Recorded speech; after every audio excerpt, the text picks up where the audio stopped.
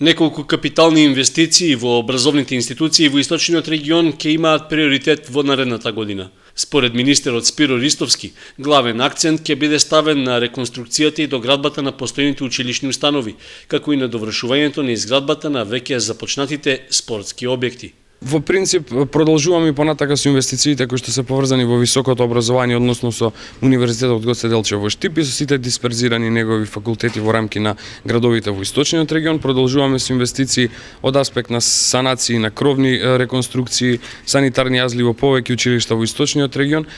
Се продолжува со веќе почнатите изградби на спортските сали во рамки на училиштата, а и ќе има нови отпочнување на нови изградби на спортски сали во регионот.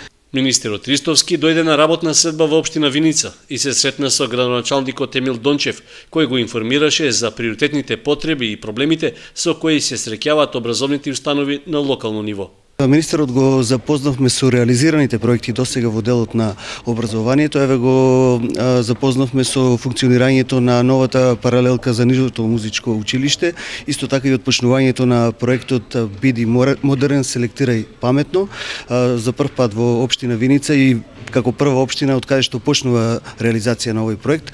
Со министерот разговаравме и за она што ни се јавува како проблеми и како приоритети за наредната година. Еве ќе направиме заеднички напори за да реализираме некои од овие проекти во наредната година.